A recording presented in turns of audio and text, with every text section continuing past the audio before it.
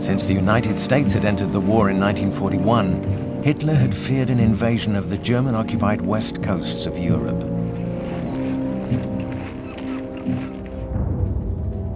In 1942, he began planning a gigantic operation: the construction of the Atlantic Wall, a continuous line of fortifications running almost 4,000 miles, from northern Norway to the Spanish border. Despite the fact that most Germans believed the Allies would try to land in the Calais region, only 25 miles from the British coast.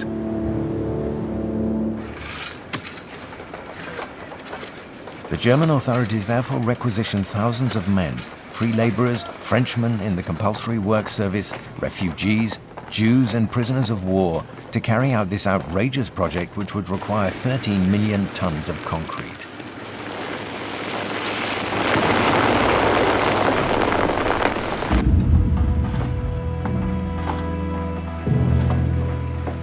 As 1943 drew to a close, Fortress Europe seemed to be firmly in German hands.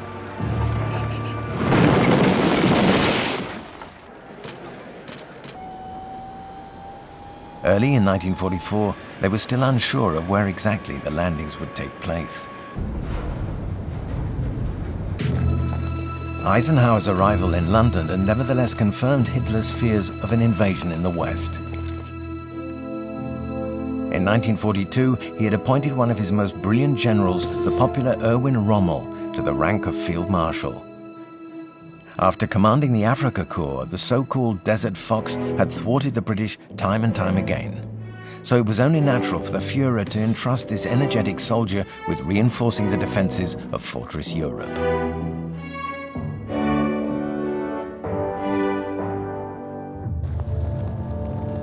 By early 1944, Rommel was in France. With the Nazi Air Force stationed in Germany to counter Allied bombing raids, he was unable to use it in Normandy.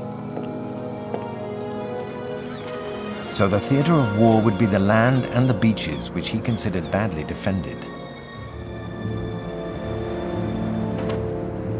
Rommel wanted to fill in the gaps between fortified towns with a continuous line of defense. He also asked for the coast to be more heavily mined.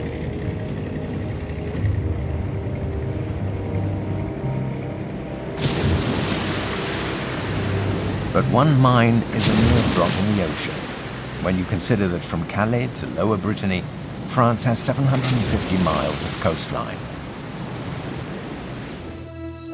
While the Allies were united and grouped in Britain, Hitler was far from operations in his eastern HQ, close to the Soviet front. Worse still, he continued to divide to rule. In the west, he split German command between Marshal von Rundstedt, chief of the Western Front, and Marshal Rommel, chief of coastal defense.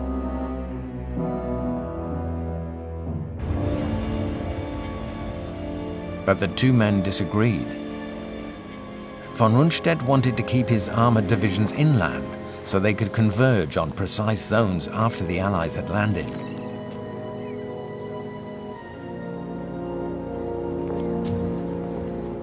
Rommel believed that British and American aviation would paralyze German troop movements. He therefore wanted to bring the armored divisions as close as possible to the coast to confront the enemy as they were landing, but his wishes were rejected. He therefore focused on protecting the beaches and installing anti-tank obstacles.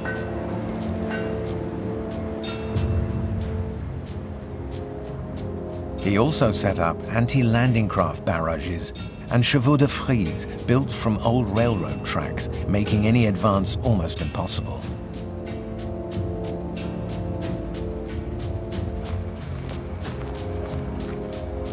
He even altered the terrain to impede the landings and movements of paratroopers. When possible, the Germans intentionally flooded land just inside the coast.